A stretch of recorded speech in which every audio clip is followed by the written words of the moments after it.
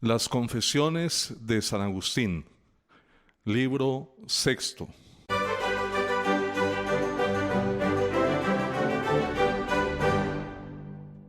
Capítulo 1.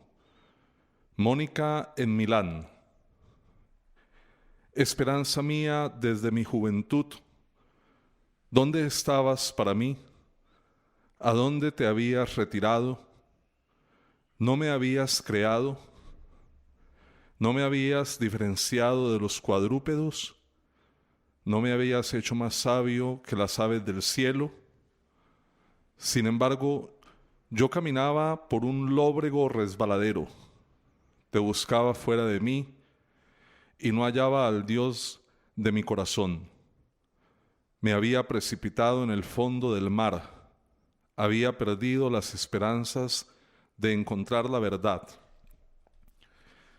Ya había llegado y se hallaba conmigo mi madre, siguiéndome por tierra y por mar, con su piedad llena de bríos, segura de ti en todos los peligros. Y esto hasta tal punto que en las borrascas del mar había infundido ánimo a la tripulación, cuando lo corriente es que sea ésta la que anime a los navegantes poco experimentados en medio del nerviosismo y del desconcierto. Les aseguró que llegarían sanos y salvos, porque tú se lo habías prometido en una visión. A mí me encontró en una situación realmente crítica, cuando ya desesperaba de dar con la verdad.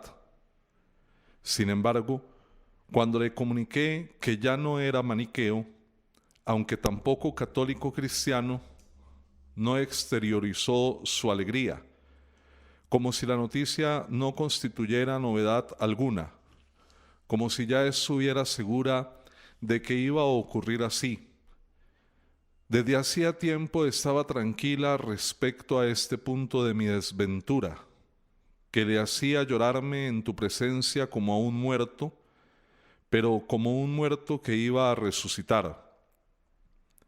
Me presentaba a ti en las andas de su pensamiento, para que tú le dijeras al hijo de la viuda: joven, a ti te lo digo, levántate. Y él reviviera y comenzase a hablar, y tú se lo devolvieras a su madre. Por eso, su corazón no se estremeció de alegría incontrolada al enterarse de la realización parcial, pero importante, de lo que diariamente te pedía con lágrimas que sucediera. Yo no había conquistado aún la verdad, pero ya me había liberado de la falsedad. Más aún, como estaba segura de que también le ibas a conceder todo lo demás, puesto que lo habías prometido todo, me respondió con toda la tranquilidad del mundo y con el pecho inundado de confianza, que estaba segura en Cristo de que antes de salir de esta vida iba a verme católico bautizado. Esa fue la respuesta que me dio a mí, pero por otro lado, frente a ti, fuente de misericordias, intensificó sus oraciones y sus lágrimas para que aceleraras tu ayuda y alumbraras mis tinieblas. Asimismo, acudía con mayor entusiasmo a la iglesia, quedando extasiada ante los labios de Ambrosio como ante un surtidor de agua viva que brota hasta la vida eterna. Amaba a aquel hombre como a un ángel de Dios, desde el momento en que supo que por conducto de él yo había llegado a aquella situación interina de perpleja ambigüedad, que iba a ser como un estadio transitorio entre la enfermedad y la salud, una vez superado el momento de más peligro, algo así como ese acceso que los médicos califican de crítico.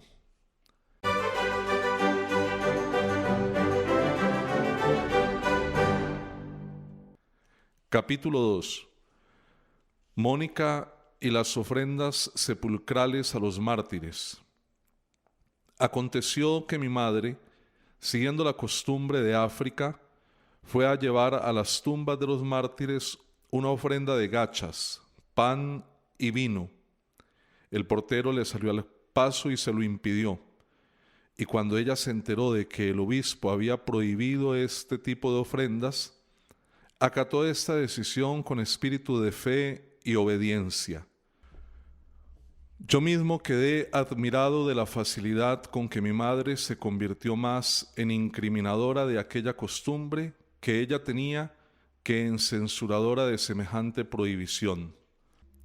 Y es que su espíritu no sentía el acorralamiento de la embriaguez, ni la afición al vino atizaba en ella el odio a la verdad, como es el caso de muchos hombres y mujeres que hacen ascos ante los cantos de alabanza tributados a la sobriedad, y que les pasa lo que a los borrachos ante el vino aguado. Ella, por el contrario, al llevar el cestillo con los manjares rituales destinados a la degustación y distribución, no ponía en él más que un vasito de vino rebajado, muy en consonancia con sus gustos, harto sobrios. De este vasito iba haciendo pequeñas libaciones para hacer los honores.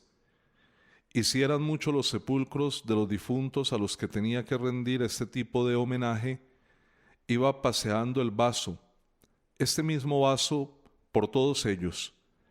En este caso se trataba de un vino aguadísimo y totalmente desmayado.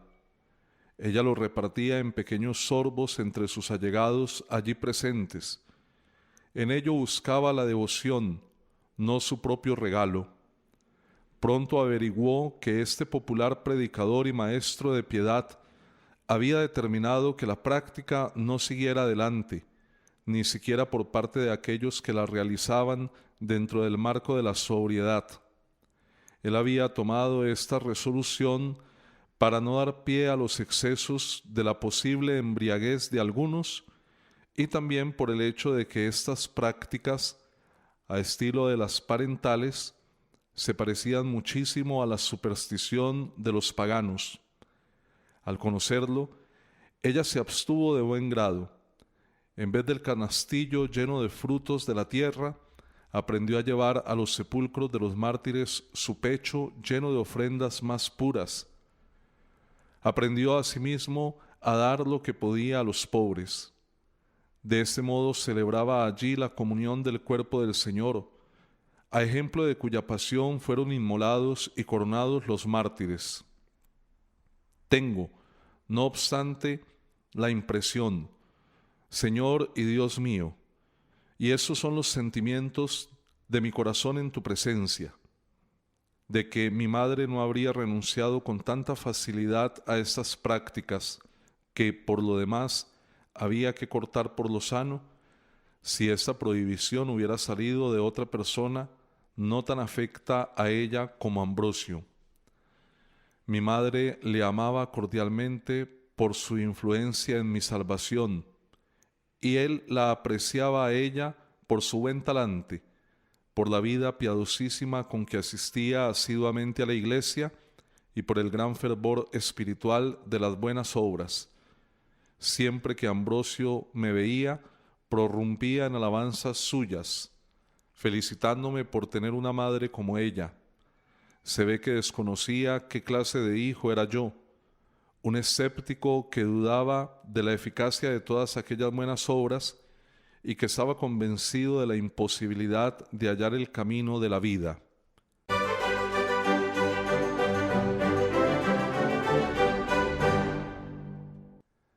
Capítulo 3. Personalidad de Ambrosio.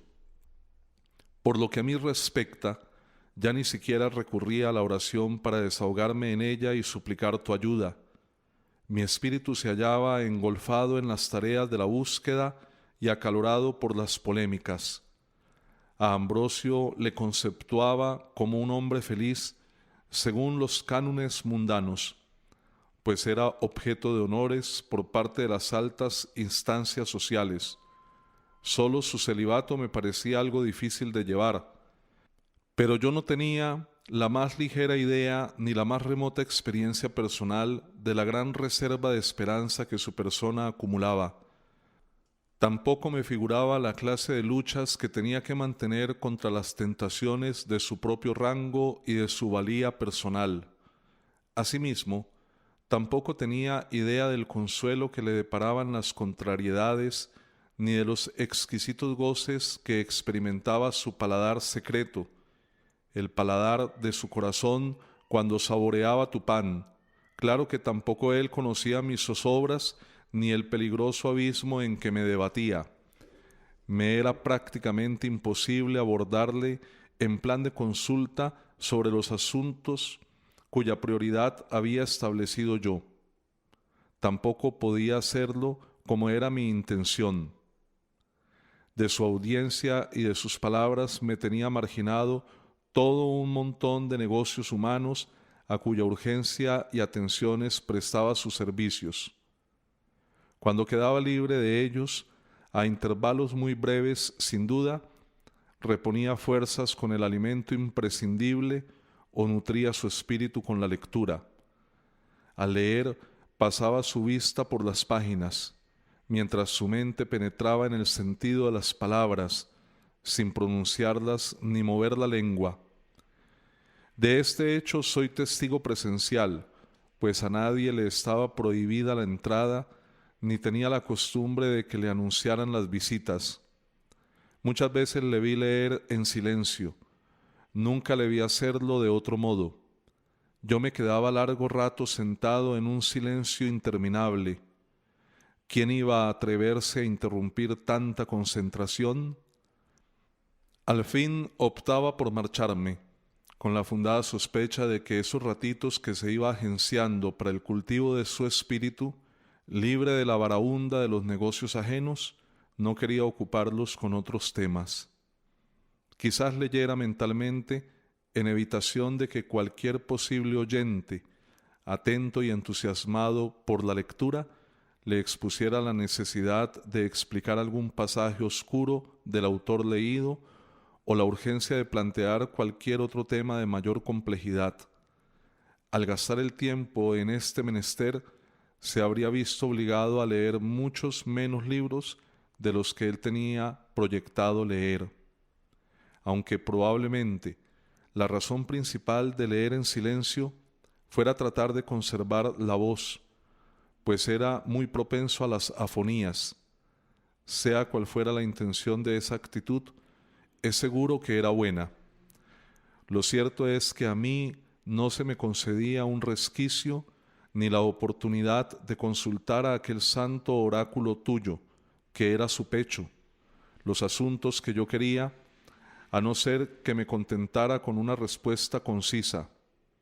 El caso es que mis inquietudes reclamaban una persona muy desocupada a quien dirigir mis consultas, pero esta persona no era precisamente él. Es cierto que yo le oía todos los domingos predicar al pueblo rectamente la palabra de la verdad, y que al mismo tiempo iba aumentando mi convicción personal de que tenían posibilidad de solución todas las dificultades que las maliciosas imputaciones de aquellos embaucadores míos achacaban a los libros divinos. Por otra parte, me llenó de alegría el descubrimiento que yo hice de que tus hijos espirituales regenerados por tu gracia, gracias a la maternidad de la Iglesia Católica, no entendían las palabras donde se dice que el hombre fue hecho a tu imagen, interpretándolas en el sentido de que tú estás circunscrito o delimitado por una figura de cuerpo humano, aunque no tenía la más remota idea de lo que podía ser una sustancia espiritual, ni siquiera una idea débil y como en un espejo. Al mismo tiempo se me caía la cara de vergüenza por haber ladrado tantos años, no contra la fe católica, sino contra las quimeras creadas por mis imaginaciones carnales. Mi actitud había sido temeraria e impía, porque lo que debía aprender preguntando, lo había formulado acusando.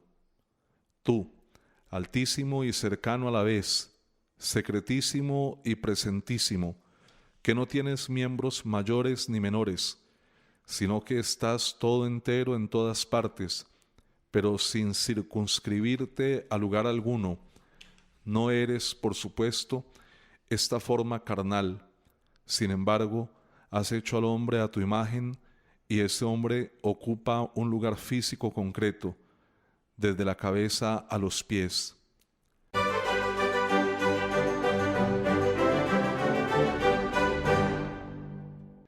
Capítulo 4. Entre el escepticismo y la fe. Al no saber, pues, de qué modo es el hombre imagen tuya, tenía que haber insistido en llamar a la puerta y consultar sobre el modo de creer en ella, y no en plan de insolente opugnación, como si lo que yo formulaba fuera de fe.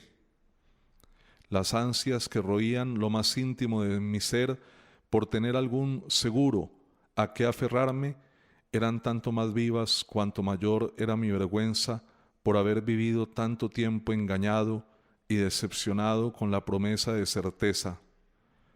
Sentía vergüenza, asimismo, de haber hablado a destajo, con un desatino y petulancia verdaderamente pueriles, propalando cosas inciertas como si fueran verdades incuestionables. De la falacia de aquellas doctrinas tuve más tarde pruebas bien claras.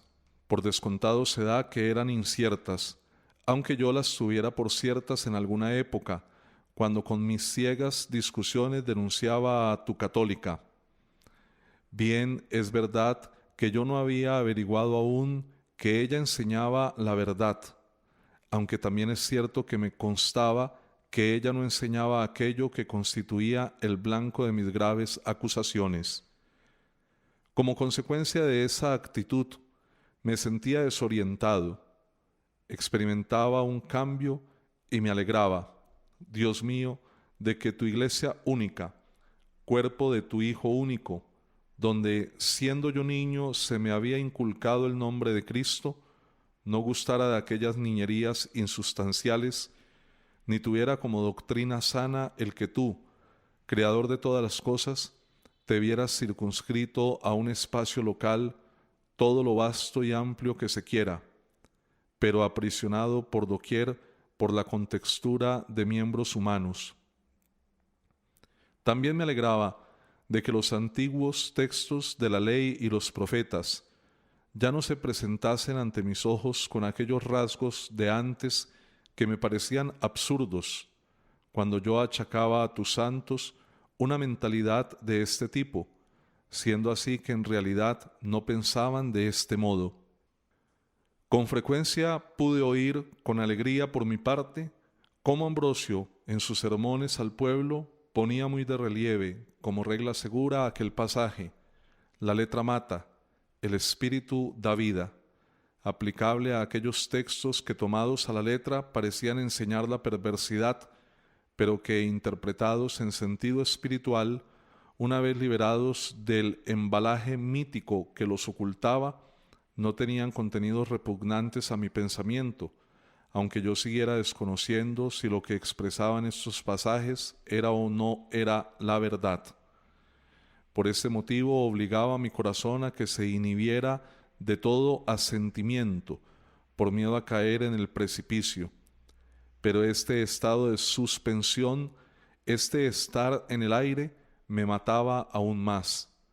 Quería estar cierto de las realidades invisibles, como estaba seguro de que 7 y 3 son 10. Claro que yo no había alcanzado ese grado de locura que llega a negar la posibilidad de comprensión de esta sencilla operación aritmética. El problema consistía en mi pretensión de querer entender, como comprendía esta proposición matemática, también el resto de las cosas, tanto corporales, no presentes a mis sentidos, como espirituales, que yo no sabía representarme sin cuerpo. Claro está que creyendo podía alcanzar la salud. En tales condiciones, una vez que el campo visual de mi mente gozara de mayor nitidez, podía abrirse camino de alguna manera hacia tu verdad, siempre permanente y sin fallo alguno, pero como suele acontecer a aquel que ha caído en manos de un medicucho, que tiene sus reservas y no se fía del bueno. Así me sucedía a mí al tratar de la salud de mi alma, a la que solo creyendo podía curar. Para evitar creer en falsedades, se negaba a toda cura, ofreciendo resistencia a tus manos, a ti que has confeccionado la medicina de la fe, que has rociado con ella las dolencias del orbe y le has dotado de tal potencial de eficacia.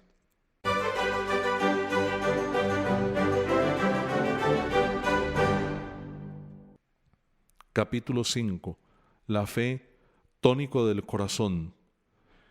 Desde estas fechas comencé a dar preferencia a la doctrina católica. Pude comprobar que en ella se practicaba mayor tolerancia, equilibrio y sinceridad en la aplicación del mandato de creer en lo que no se ha demostrado, sea porque a veces no hay pruebas o bien porque sí que hay pruebas, pero no son accesibles a todos. Esta actitud no existía entre los maniqueos.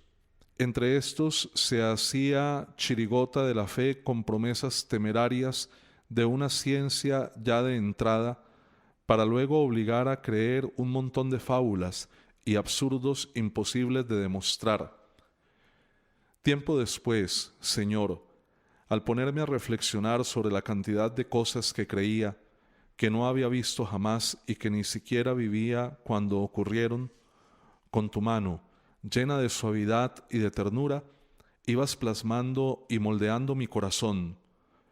Tú me hiciste considerar el número incalculable de sucesos históricos que se narran en las historias de las naciones, de tantas y tantas cosas referentes a lugares y ciudades que nunca visité, de tantas cosas oídas a los amigos, a los médicos y a todo tipo de gente. De no dar crédito a estas personas, la vida sería algo imposible y no haríamos en ella absolutamente nada. Por último, consideraba que la fe que tenía en ser hijo de unos padres concretos era algo incuestionable. De este hecho, no podía estar seguro sin dar crédito a las referencias de otras personas. Estando en estas consideraciones, me convenciste de que hay que achacar culpabilidad no a aquellos que creen en tus libros, que gozan de tanto prestigio en casi todas las naciones, sino que los culpables son los que no creen en ellos. Tampoco habría que prestar oídos a aquellos que me abordaban con la pregunta: ¿cómo te consta que esos libros fueron legados al género humano por el espíritu de un Dios verdadero y veracísimo? Esto es lo que constituía el núcleo principal de lo que yo tenía que creer. No había fuerza combativa en ningún tipo de planteamientos calumniosos, ni en ninguno de lecturas de filosofías antagónicas que pudiera forzarme jamás a dejar de creer en tu existencia, aunque yo desconociera cuál era tu naturaleza. Tampoco consiguieron que yo dejara de creer que la gestión y el gobierno de los asuntos humanos es competencia tuya. Mi fe relativa a estos puntos era unas veces más vigorosa y otras pecaba de más débil, pero siempre creí en tu existencia y en tu solicitud sobre nosotros, aunque de hecho ignorara cómo concebir tu esencia o qué caminos llevaban o reconducían hasta ti. Por eso, al verme enfermo y débil para encontrar la verdad basada en la razón pura, y al tener necesidad, por lo dicho, de la autoridad de las sagradas letras, comenzaba a irrumpir en mí la convicción de que tú no le habrías conferido a aquellas escrituras, a lo largo y a lo ancho del mundo, tal prestigio y competencia, si no hubieras querido que te creyéramos y te buscáramos por conducto de ellas. Por lo que se refiere al montón de absurdos con que en ellas me topaba, tengo que decir que, al haber escuchado muchos de estos pasajes apoyados en explicaciones verosímiles y dignas de crédito, yo lo atribuía a la profundidad de sus misterios. Esta autoridad y predicamento se me patentizaba tanto más respetable y digna de la fe sacrosanta cuanto más accesible y cercana es su lectura a todos. Por un lado, guardaba la autoridad de sus misterios secretos para una penetración más profunda. Por otro, manifestándose a la totalidad de los hombres con palabras bien claras y con un lenguaje sencillísimo. Por último, estimulando la atención de los que no son ligeros de corazón, para acogerlos a todos en su seno popular, aunque solo deje pasar a unos pocos, por su fino tamiz. Por supuesto que a muchos más de a los que de hecho pasarían, si el prestigio de su autoridad no fuera tan elevado, o si no acogieran a las masas en el seno de su santa humildad. Pensaba yo en estas cosas, y tú estabas a mi lado. Suspiraba, y tú me oías. Zozobraba, y tú eras mi piloto. Caminaba por el camino real de este siglo, y tú no me dejabas solo.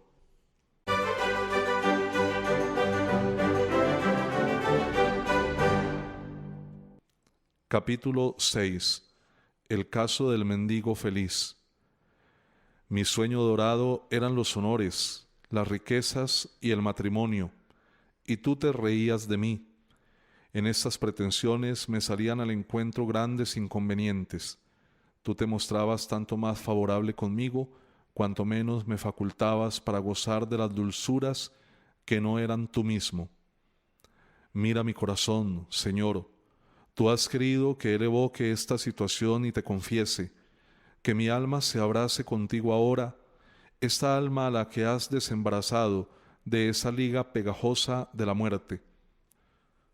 Qué desgraciado era, y tú hurgabas en el punto más sensible de la herida, para que, abandonándolo todo, se volviera a ti, que estás por encima de todas las cosas, y sin quien no existiría absolutamente nada, para que se volviera, repito, y curara.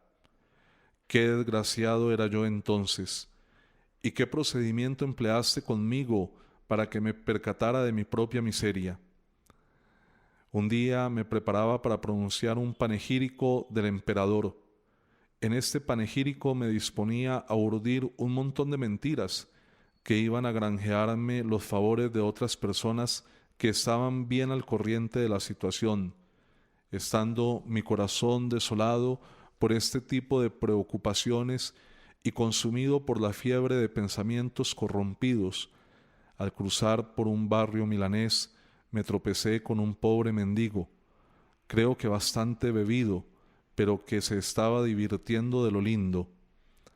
Exterioricé una lamentación y expresé a los amigos que me acompañaban la cantidad de dolores que llevaban consigo nuestras locuras, en todos nuestros proyectos, como era el caso que entonces me afectaba, al llevar a remolque el fardo de mi desdicha bajo los estímulos de las pasiones y al adquirir mayores proporciones en su arrastre. Nuestra pretensión no era otra que arribar al puerto de una alegría segura, donde ya se nos había adelantado aquel mendigo y donde tal vez nosotros no llegaríamos nunca. Lo que éste se había agenciado con unas poquitas monedas de limosna era exactamente lo mismo que yo ambicionaba por vericuetos y laberintos trabajosos, la alegría de la felicidad temporal. El mendigo de Marras no disfrutaba de la auténtica alegría, pero la que yo andaba buscando con mis ambiciones era mucho más falsa aún. Una cosa era clara, él estaba de buen humor, yo andaba angustiado.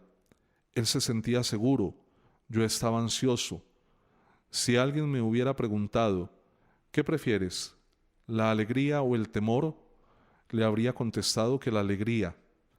Y si, insistiendo, me hubiera preguntado si me gustaría ser como aquel o seguir siendo como yo era entonces, por supuesto que habría optado por ser yo mismo con todas mis preocupaciones y temores. Pero, ¿lo decía sinceramente o por deformación? Lógicamente, no debía considerarme superior a él por ser más culto, ya que esto no me reportaba satisfacción personal alguna. Pretendía agradar a los hombres y nada más. Por eso quebrabas mis huesos con el cayado de tu disciplina. Apártense, pues, de mi alma los que le dicen: es importante conocer las razones de la alegría. El mendigo se alegraba con la borrachera, tú te alegras con la gloria. ¿Con qué gloria, Señor? Con una gloria que no está en ti. Al igual que el del mendigo no era un gozo auténtico, así le pasaba a aquella gloria, no era verdadera. Al contrario, lo que hacía era trastornar mi cabeza cada día más. Por otra parte, él iba a digerir el vino a lo largo de la noche, mientras que yo había dormido mi borrachera, me había levantado con ella y me volvería a dormir y a levantar. Vete a saber cuántos días, Señor. Claro que sé lo importante que es conocer los motivos de los gozos y alegrías personales. También sé que las alegrías que dimanan de la esperanza piadosa están a distancias inconmensurables de aquella alegría vana del mendigo. Pero aún había otra distancia entre los dos. Él era más dichoso, porque una risa retozona inundaba todo su ser, en tanto que a mí las preocupaciones me roían las entrañas. Él era más dichoso porque con una opción acertada había gastado el dinero en vino, mientras que yo, a base de mentiras, lo que buscaba eran puras fantasías y ventolera. Con mis amigos hice numerosos comentarios al respecto. Este tipo de reflexiones me servía para evaluar cómo me iba, y veía que me iba francamente mal. Sufría y yo mismo iba potenciando el mal. Si algo me salía bien, me resistía a aceptarlo, porque se evaporaba casi antes de cogerlo.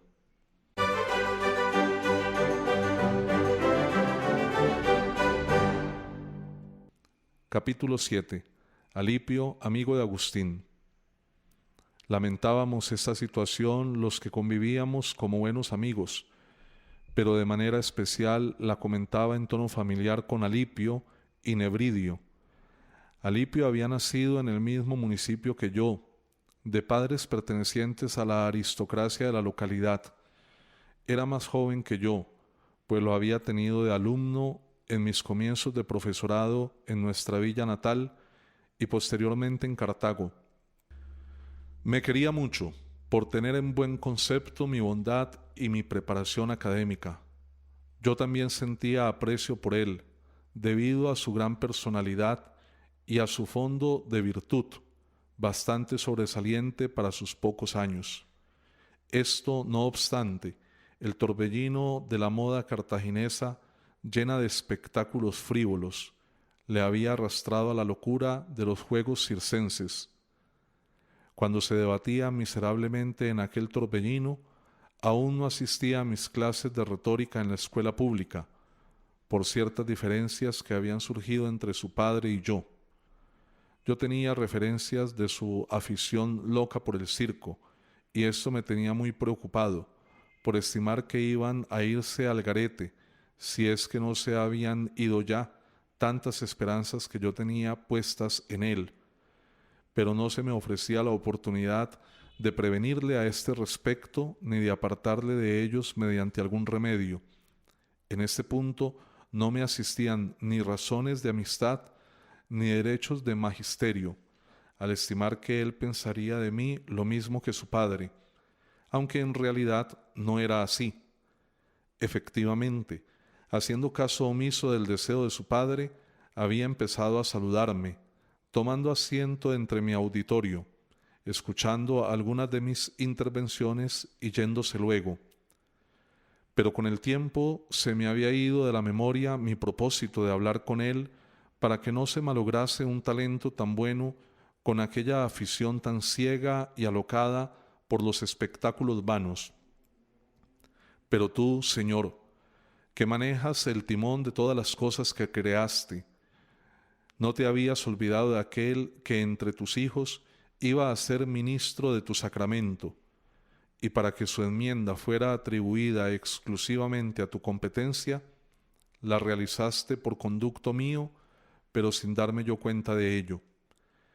Es el caso que, estando cierto día sentado en el lugar de costumbre, rodeado de mis alumnos, llegó Alipio, saludó, se sentó y centró su atención en el tema de estudio que yo trataba. Casualmente traía entre manos un texto en cuyo comentario me pareció oportuno emplear el símil de los espectáculos circenses para hacer más atractivo y comprensible el tema, al mismo tiempo que ponía en ridículo con expresiones mordaces a todos los que estaban esclavizados por aquella locura de atar. Tú sabes, Dios nuestro, que entonces no se me pasó por la cabeza curar a Alipio de aquella peste, pero él tomó la alusión como algo personal, convencido de que mis palabras no tenían otro blanco que su persona, y lo que otro habría tomado como pretexto para sentirse molesto conmigo, ese honrado muchacho lo tomó como ocasión para enojarse consigo mismo y para sentir una simpatía más acentuada hacia mi persona. Ya habías expresado tú en otra época y habías dejado sentado en tus escrituras: reprende al sabio y te amará. Yo no había reprendido a este joven, sino que tú, al servirte de todos, sean conscientes o no, según los designios ordenados por ti, designios que son justos, hiciste de mi corazón y de mi lengua brasas candentes para cauterizar y luego sanar aquella alma que tenía un futuro tan esperanzador, pero que actualmente se hallaba en proceso de consunción. Que silencie, Señor, tus alabanzas el que no estima tus actos de misericordia. Estas misericordias son las que te confiesan desde lo más íntimo de mi ser. Alipio, tras aquel alegato mío, se sustrajo de aquella cima tan profunda en que gustosamente se estaba hundiendo y cuyo maravilloso encanto le fascinaba. Zarandeó su espíritu con una templanza tonificante y se alejó de él toda la basura de los espectáculos circenses. No volvió a presentarse en el circo. Acto seguido, doblegó la intransigencia de su padre en cuanto a tomarme por maestro. Este acabó por consentir en ello, y comenzando de nuevo a ser oyente mío, se vio envuelto conmigo en la superstición de los maniqueos. En ellos admiraba la ostentación de austeridad que él creía auténtica y sincera, aunque de hecho esta austeridad no pasara de pura ficción y fascinación seductora para cazar las almas valiosas que aún no sabían hacer pie en el fondo de la virtud y por eso eran fáciles de engañar con las apariencias superficiales de una virtud postiza y simulada.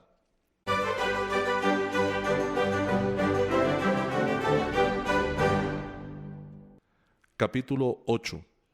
Pasión de Alipio por los espectáculos del circo.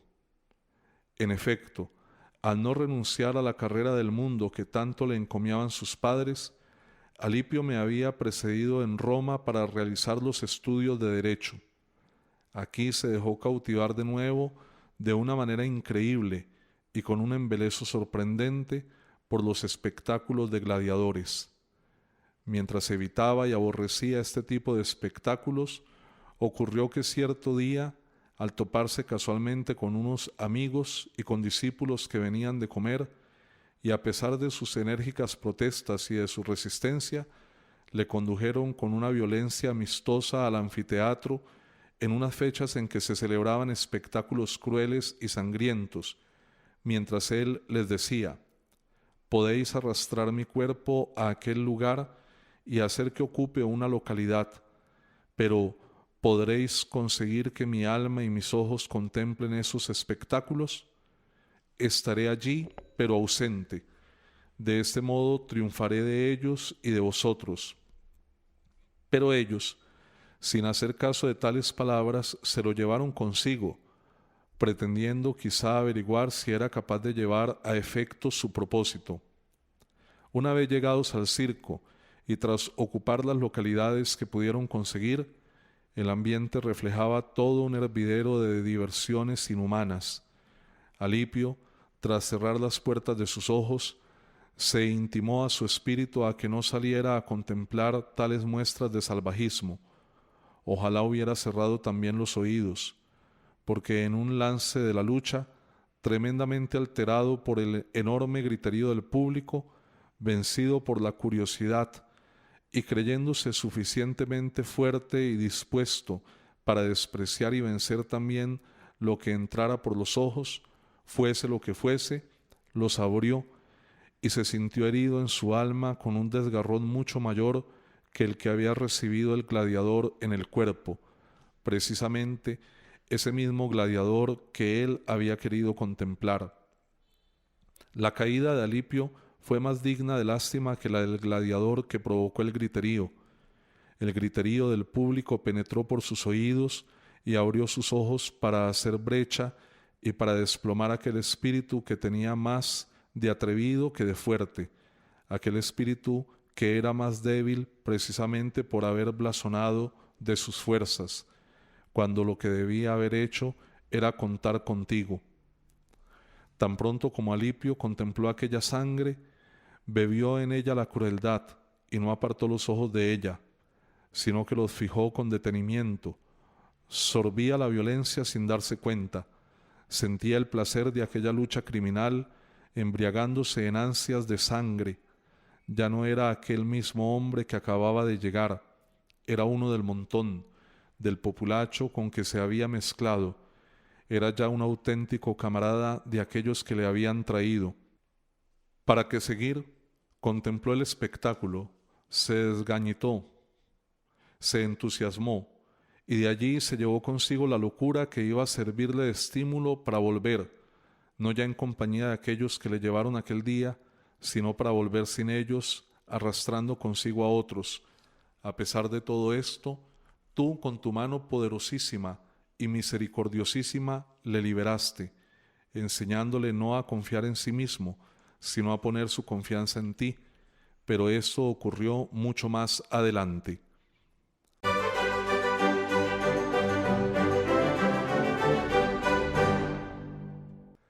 Capítulo 9. Alipio, sospechoso de hurto. Todo este tipo de experiencias se iba almacenando en su memoria como si fuera una reserva medicinal. Y a cuento viene el incidente de que fue objeto siendo estudiante y oyente mío en Cartago. Mientras al filo del mediodía andaba pensativo por la plaza reflexionando sobre el tema de declamación, según costumbre de los estudiantes, permitiste que los guardias del foro le detuvieran por ladrón.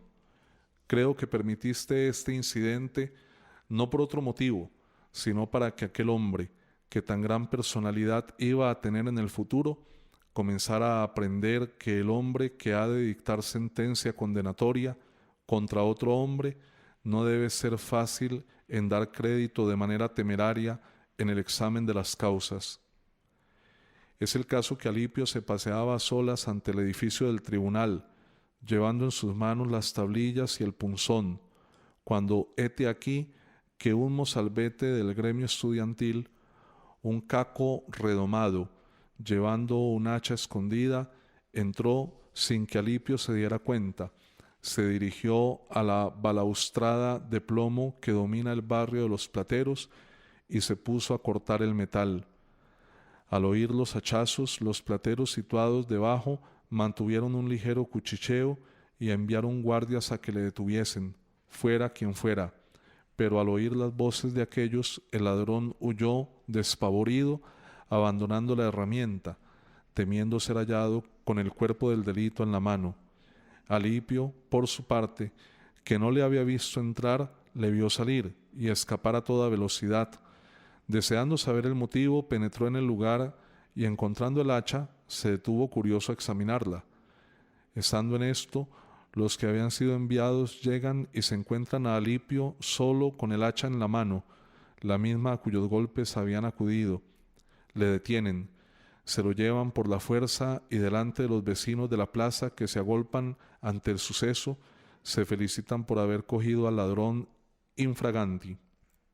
Desde allí lo conducen para entregarlo a los jueces. La lección que necesitaba Alipio iba a tener su final aquí, porque al punto saliste en defensa de la inocencia. Señor, el único testigo de ella eres tú.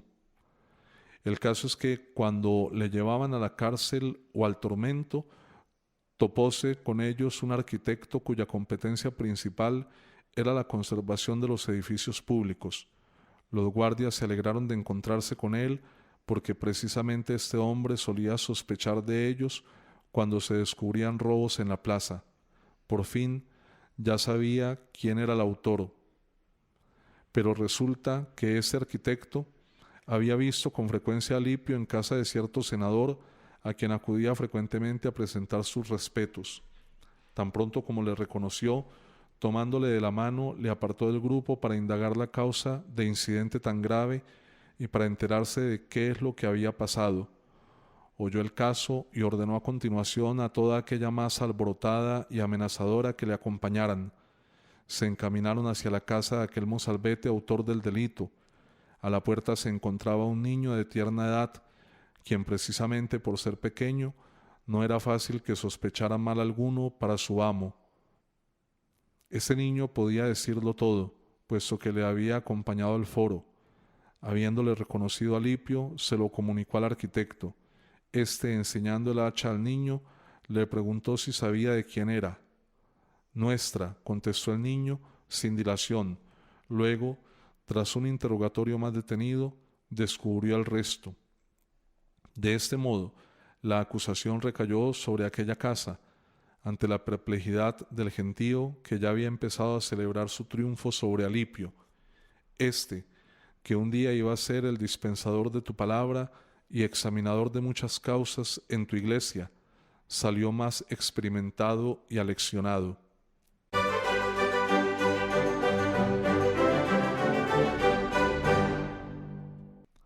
Capítulo 10. El trío de Milán, Alipio, Nebridio y Agustín.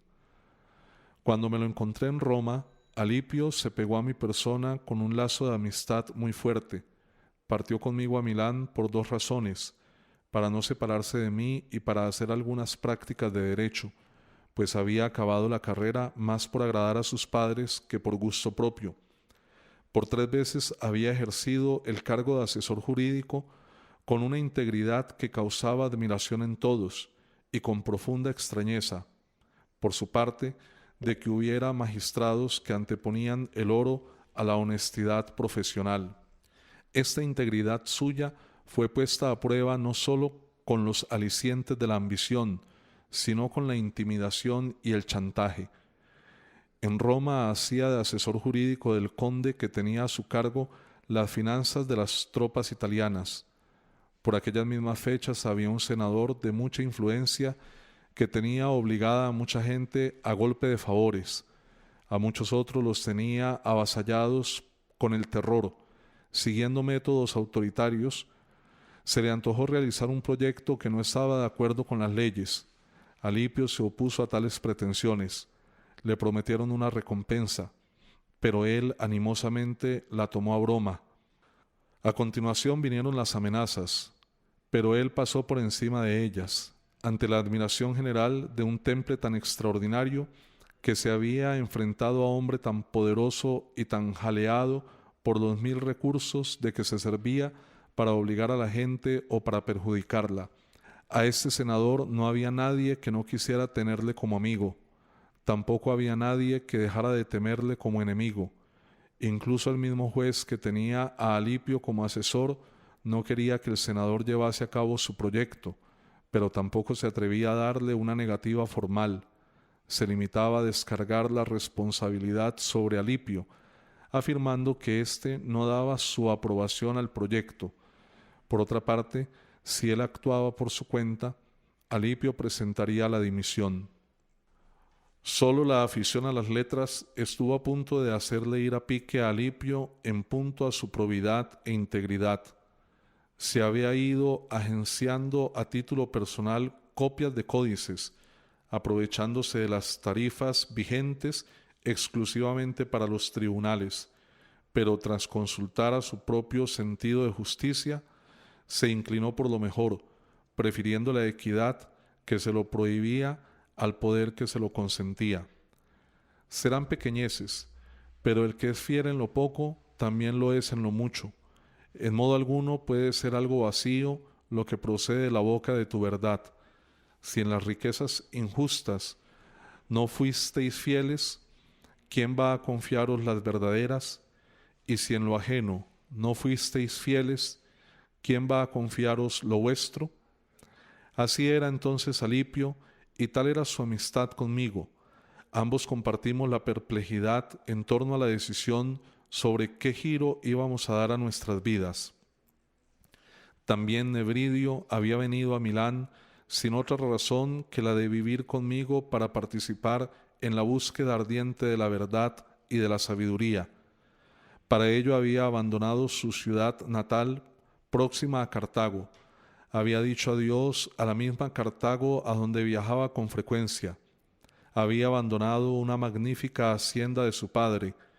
Había dejado su casa y había dicho adiós a su madre, que no le acompañaría en el viaje. Al igual que nosotros, Nebridio también andaba perplejo y anhelante. Era un investigador apasionado de la felicidad humana y un explorador profundísimo de las cuestiones más intrincadas. Éramos tres bocas hambrientas, éramos tres indigentes que compartíamos nuestra hambre y nuestra miseria. Teníamos nuestra esperanza cifrada en ti, en que nos dieses alimento en el tiempo oportuno, en el mal sabor de boca que tu misericordia hacía aparecer en nosotros como consecuencia de nuestra actividad mundana. Tratábamos de averiguar el motivo de por qué sufríamos tal tipo de angustias, pero en torno a nosotros se cernían las tinieblas. Entonces torcíamos el gesto, lamentándonos y diciendo: ¿hasta cuándo va a durar esta situación? Una y otra vez nos repetíamos esta misma pregunta, pero sin acabar de decir adiós a la clase de vida que llevábamos. No teníamos ni un resquicio de luz ni de certeza a dónde agarrarnos, caso de dejar a un lado nuestro sistema de vida.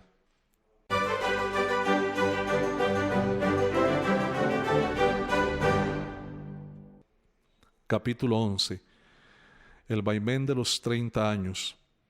Tenía una gran sensación de estupor cuando recordaba con nerviosismo el tiempo transcurrido desde mis 19 años, cuando empezaron mis fervores por la sabiduría y cuando decidí que una vez que diera con ella abandonaría todas las expectativas vanas y las locuras engañosas de las pasiones insustanciales. Ya contaba 30 años y seguía vacilando en el mismo lodazal. Estaba lleno de avidez por disfrutar las realidades presentes que se desvanecían y que al mismo tiempo me iban desintegrando.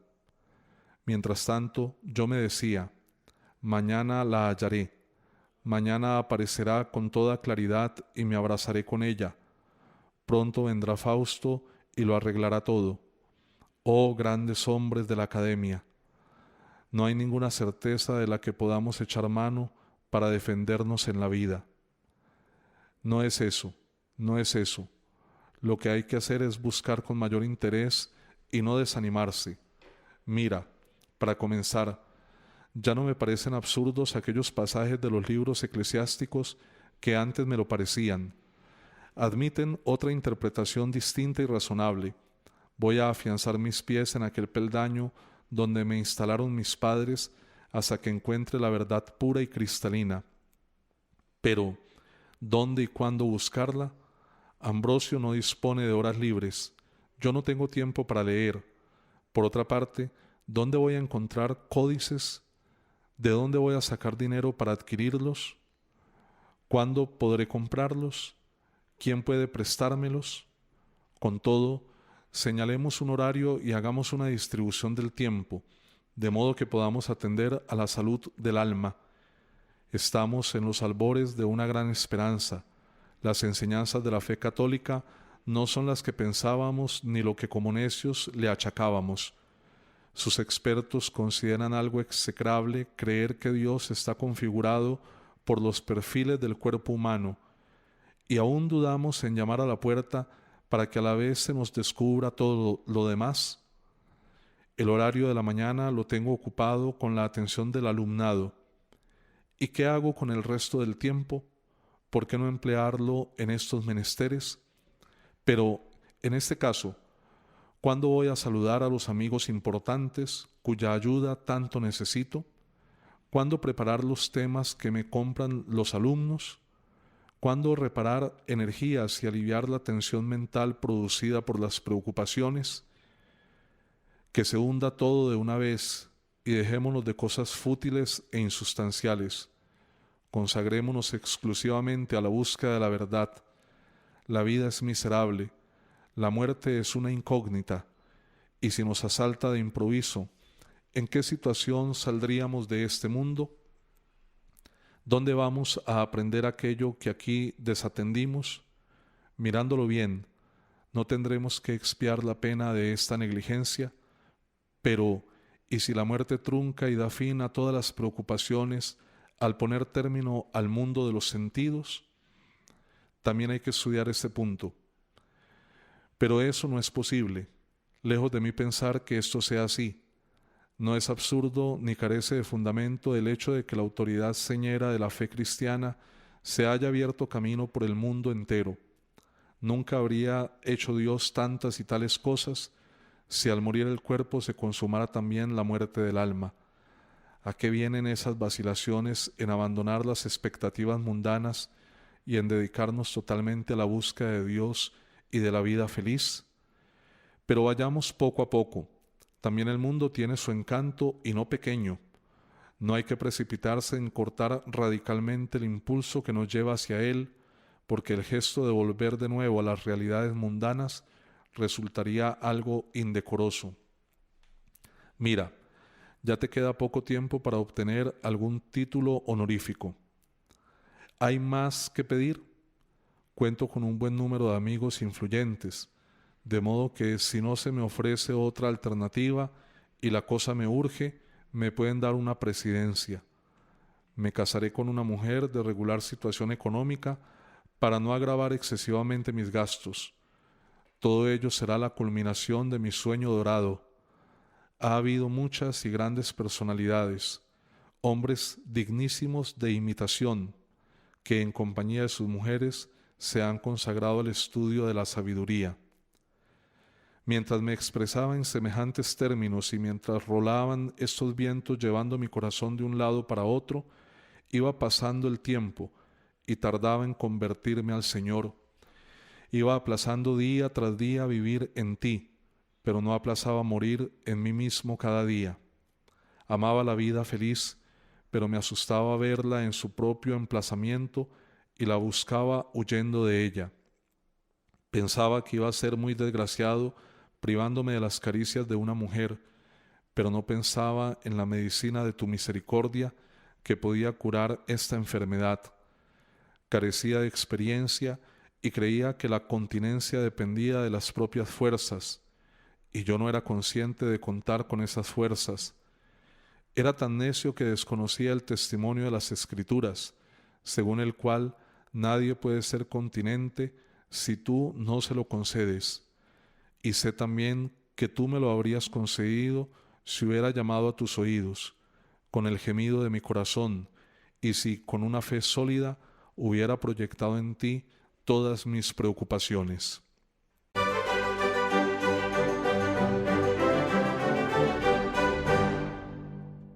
Capítulo 12. Un dilema: matrimonio u ocio filosófico. Cierto que Alipio me desaconsejaba de tomar mujer, repitiéndome con insistencia que si me casaba ya no habría manera de poder vivir juntos, dedicados al ocio tranquilo y al amor de la sabiduría, como hacía mucho tiempo anhelábamos. Personalmente, Alipio era íntegro a carta cabal en esta materia. Eso era algo sorprendente, dado que había iniciado sus experiencias sexuales en los albores de la adolescencia. No se había hecho un adicto a ellas, sino al contrario, las había deplorado y desaprobado, viviendo en lo sucesivo en continencia total. Yo le rebatía alegando ejemplos de personalidades casadas que se habían dedicado al estudio de la sabiduría, habían alcanzado méritos ante Dios y habían mantenido una amistad leal con los amigos. Claro es que yo distaba mucho de ese temple espiritual. Me veía agarrotado por los achaques de la carne, arrastraba mis cadenas y temía verme libre de ellas. Hacía caso omiso de las palabras del buen consejero y rechazaba la mano que iba a liberarme y curar mi herida. A mayor abundamiento, por conducto mío, la serpiente le hablaba al mismo Alipio. Con mi lengua iba sembrando en su camino dulces lazos para enredar sus honestos y desembarazados pies. Sorprendíase Alipio de que un hombre como yo, una persona a la que él tenía no poca estima, estuviera tan apegado a la pasta gelatinosa de los deleites carnales. Estaba tan apegado que llegué a afirmar, siempre que surgía este tema de conversación, que yo no era capaz en absoluto de llevar una vida célibe.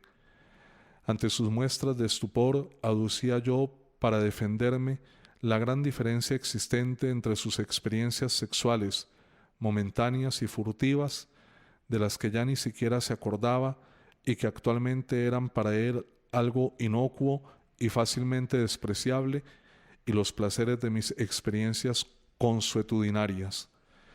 Si a estas experiencias las cohonestamos con el respetable nombre del matrimonio, ya no hay razón para admirarse de por qué yo no podía despreciar aquel sistema de vida. A partir de entonces, el mismo Alipio comenzó a sentir también el deseo de casarse, vencido no por la voluptuosidad, sino estimulado por la curiosidad. Decía que deseaba saber qué era aquello sin lo que mi vida, que tanto le agradaba a él, no era vida para mí, sino un tormento. Su espíritu, libre de todas aquellas trabas, sentía extrañeza de mi esclavitud, y precisamente esta extrañeza le iba arrastrando al deseo de llegar a la misma experiencia para caer casi seguro en aquella esclavitud que era la causa de su extrañeza. Quería hacer un pacto con la muerte, y el que ama el peligro caerá en él. Por supuesto que a ninguno de los dos nos movían los objetivos del decoro y honestidad del matrimonio, como son la formación de una familia y la educación de los hijos. Esos objetivos tenían poco peso para nosotros. Lo que a mí me atormentaba y esclavizaba principalmente y con dureza era la costumbre de saciar mi pasión insaciable, y en lo que respecta a Alipio era la curiosidad lo que le traía al retortero. Tal era nuestra situación, Altísimo Señor, hasta que tú, que no te desentiendes de nuestro fango, te apiadaste de nuestra miseria y nos socorriste con procedimientos maravillosos y ocultos.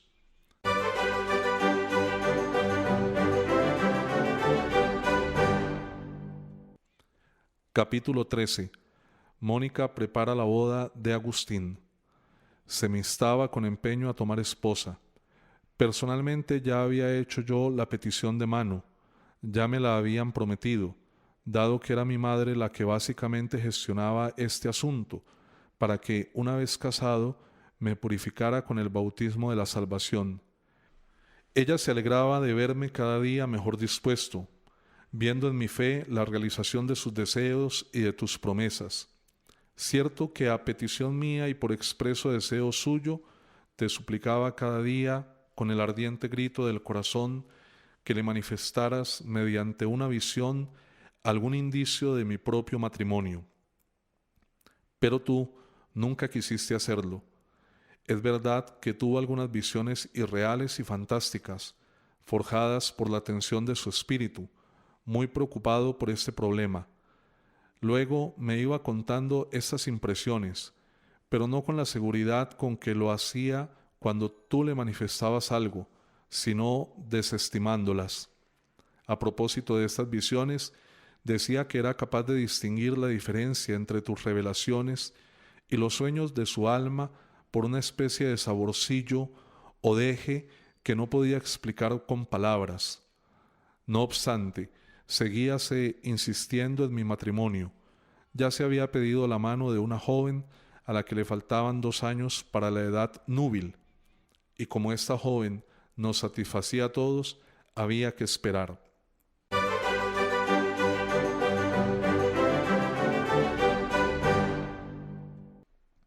Capítulo 14. Proyecto de vida en común con los amigos. Por otra parte, un grupo numeroso de amigos teníamos pensado, después de comentar las azarosas contrariedades de la vida humana, vivir en un ocio tranquilo, apartados de la masa. Ya casi lo teníamos decidido. Este ocio lo habíamos programado de la manera siguiente. Todos nuestros bienes los pondríamos en común, formando un patrimonio único, de modo que en virtud de la sinceridad que supone la amistad leal, no hubiera cosa de éste ni cosas de aquel, sino que todo fuera de todos y de cada uno. Calculábamos la posibilidad de asociarnos unas 10 personas con esta finalidad. Entre estas había gente rica, en especial nuestro convecino Romaniano, muy amigo mío desde la niñez, a quien graves asuntos de negocios le habían traído al condado. Era el que más urgía la realización del plan y el que mayor fuerza de persuasión ejercía, porque su capital era muy superior al de los demás. Habíamos decidido también que, a estilo de los magistrados, 2 de nosotros se hicieran cargo durante un año de proveernos de todo lo necesario, quedando libres los demás. Pero cuando surgió el problema de si nuestras mujercitas aprobarían este proyecto, pues alguno de nosotros ya la tenía y otros aspirábamos a tenerla, todos aquellos planes que teníamos tan bien estudiados se esfumaron en nuestras manos, se hicieron añicos y quedaron definitivamente descartados. Tras este fracaso, vuelta otra vez a las quejas y lamentaciones, vuelta otra vez a caminar por los anchos y trillados caminos del siglo, porque muchos son los proyectos de nuestro corazón, pero tu consejo es eternamente estable. Desde este consejo tuyo te burlabas de nuestros proyectos e ibas preparando tus planes, dispuesto a darnos alimento a horas oportunas y a abrir tu mano para colmar nuestras almas de bendición.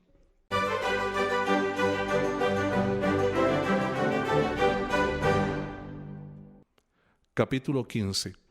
Otra mujer en su vida. Entre tanto iban multiplicándose mis pecados, cuando apartaron de mi lado, como impedimento para el matrimonio, a aquella mujer con quien solía compartir mi lecho, el corazón rasgado por el punto en que estaba adherido a ella, quedó llagado y manando sangre. Ella se marchó a África, tras hacer la promesa de no conocer a otro hombre, y dejando en mi compañía al hijo natural que yo había tenido de ella. Y yo, desventurado, incapaz de imitar a una mujer, sin poder soportar la espera de los 2 años que me restaban para casarme con la joven que había pedido, y porque no era un enamorado del matrimonio, sino un esclavo de la pasión, me busqué otra mujer. Claro que no me la procuré en calidad de esposa, sino, por decirlo de alguna manera, para mantener intacta e incluso vigorizada hasta llegar al reino de la esposa aquella enfermedad de mi alma. De mantener esta situación se encargaba una costumbre ininterrumpida. Pero no por eso se curaba aquella herida mía, originada en la amputación de la compañía precedente, sino que después de una elevada fiebre y de un dolor inaguantable, comenzaba a gangrenarse. A medida que iba enfriándose la herida, iban haciéndose más desesperados los dolores.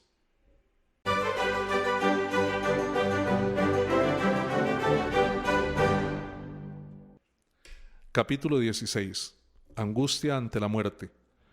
A ti la alabanza, a ti la gloria, fuente de las misericordias. Yo me iba haciendo más miserable y tú más cercano. A mi lado estaba pronta tu mano para atraparme del fango y lavarme, y yo no lo sabía. Lo único que me detenía ante la cima más profunda de los placeres carnales era el miedo a la muerte y a tu juicio futuro. Este miedo nunca se apartó de mi pecho, aun en medio de la heterogeneidad de mis opiniones.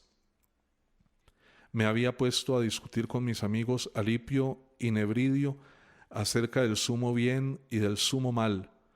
Personalmente me hubiera gustado darle la palma a Epicuro, si no creyera que, después de la muerte, queda la vida del alma y la sanción de nuestras acciones, cosa que Epicuro no quiso creer. Yo les formulaba esta pregunta: si fuéramos inmortales y nuestra vida fuera un continuo placer corporal, sin miedo alguno de perderla, ¿por qué no íbamos a ser felices? ¿Qué más podíamos desear? No me daba cuenta de que esta formulación que acababa de hacer era el colmo de la miseria. Estaba tan hundido y tan ciego que me sentía incapaz de imaginarme la luminosidad de la virtud y de la belleza. A estas hay que abrazarlas desinteresadamente, ya que no se ven con los ojos de la carne, sino que sólo se contemplan desde el prisma de la intimidad. Tampoco barruntaba yo en medio de mis miserias. ¿De qué manantial fluía hasta mí el placer de discutir con mis amigos sobre estas cosas, siendo como eran un argumento bastante repulsivo? Por otra parte, dado como pensaba entonces, tampoco podía ser feliz sin los amigos, por grande que fuese la abundancia de los placeres carnales. A estos amigos los amaba desinteresadamente y pensaba que ellos me amaban a mí también de una manera desinteresada. ¡Ay, qué caminos tan tortuosos! ¡Ay del alma temeraria que al apartarse de ti confió en que iba a hallar algo mejor! Daré vueltas y más vueltas, de espaldas, de lado, boca arriba, boca abajo, todo lo halla duro. El único descanso mío eres tú, y mira por dónde te presentas aquí. Nos liberas de los errores que constituyen nuestra miseria, nos pones en tu camino, nos consuelas y nos dices: «Ala, a correr, yo os llevaré, yo seré vuestro guía, y una vez que hayamos llegado al final, yo seguiré siendo vuestro portador».